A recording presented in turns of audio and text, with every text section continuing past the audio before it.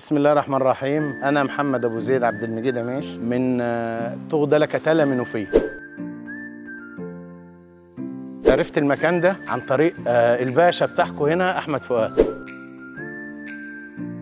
بصراحة حاجة روعة، حاجة روعة روعة. أنا ما توقعتش إن أنا هلاقي ربع ده. أنا جيت الصبح أول ما جيت هنا جيت شفت المكان الأول، استقبلت استقبال غير عادي، حاجة كأنك مثلا جاي مش عارف يعني الناس ما يعرفوكش وبعملوك معاملة أنا ما شفتهاش في دمياط. بعد ما خدت وجبة هنا ونزلت دمياط أشوف الحاجات لقيت فرق شاسع في الخامات، فرق شاسع في الأسعار. بتروح هناك ياخدك كده كأنه بقلبك بالظبط. رحنا بعد ما شفت 3 أماكن داخل دمياط رجعت تاني هنا، بمجرد ما شافوني رحبوا بيا تاني. فالحاجة هنا انا ما شفتهاش. الحاجه هنا الفينش بتاع المكان. انا جايب نجار معايا، مع ان احمد قايل ما تجيبش نجار، بس انا جبت نجار، والنجار دخل فوجئ النجار نفسه بالمكان، وفوجئ بالتصنيع، وفوجئ في الفينشنج بتاع الاوض. انا خدت 3 اوض، انما ان شاء الله كل ولادي انا حاجه اخدهم من هنا، لان انا متابع جيد لاحمد، والكلام الاجزاء اللي هو الفيديوهات اللي هو بيرفعها انا بصراحه مصدقه من قبل ما اجي. وفعلا انا جيت هنا عشان الجزئيه دي بظبط عليها، ولقيت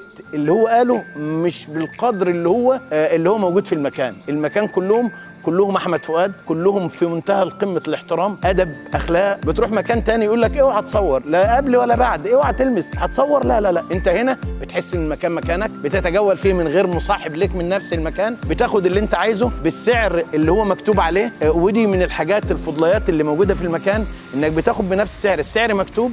انت بتشوف الجزء اللي انت هتتعامل معاه فيه وتاخد بنفس السعر اللي مكتوب قدامك. فهنا الغش مش موجود، وفي نفس الوقت انا باخد ضمان زي ما قال احمد مدى الحياه.